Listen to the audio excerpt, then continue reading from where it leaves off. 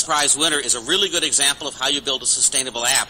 It was the New York City Advocate's Office that came with a problem, citizen need, and archaic business process that they knew they had to solve, and they had been talking about it for months, especially since the New York Times editorialized that this ought to get handled, and there were lawsuits brewing. And it was in an hour that a team was formed. Code was created in a day, and now there's a plan for the future that the city is going to implement. It's a good example of how these things work. So I'd like to introduce Eddie Tahara, Molly Ruskin, Jeff Merritt, Adam Becker, and Dominic Morrow, who created some magic very quickly that we'll all be able to use soon. So my name's Jeff Merritt. I'm with New York City Public Advocate's Office. We're going to talk a little bit about open data. Now, in an ideal world, government makes all of its information readily available online. Sort of looks like that, right?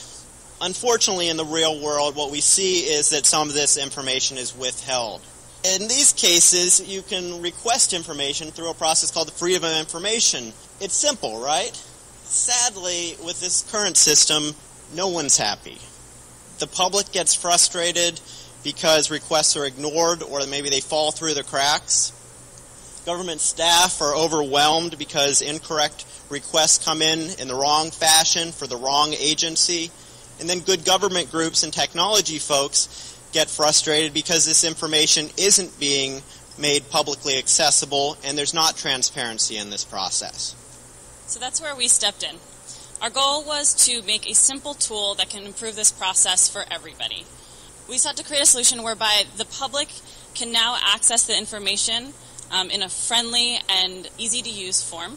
So that's the public accessing the information.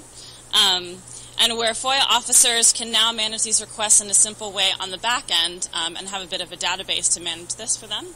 And finally, where the whole process can become more transparent so that anyone can see the kinds of requests and responses, access the information more easily, and create a system of accountability.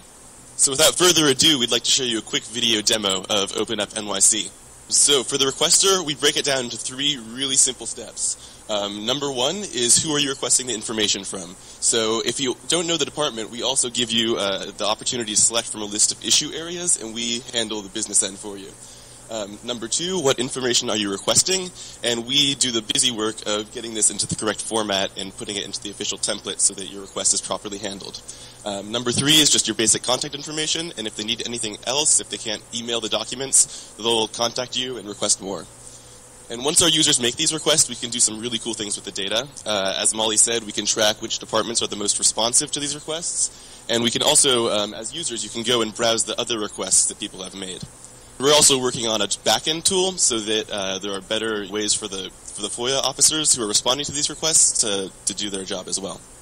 We think that this is going to make it so much easier for people to make FOIA requests, but I think the real power actually is in keeping track of the response rates. Since people are going to make requests through this website, we can see how responsive the departments are, and we can rank the departments and see which ones are being the most responsive. We're working with Jeff to deploy by the end of the year, hopefully sooner. We'd love to continue working on this project. We would love your support. If you're interested in supporting the project or interested in deploying this in your city or your state, contact us at openupnyc.com.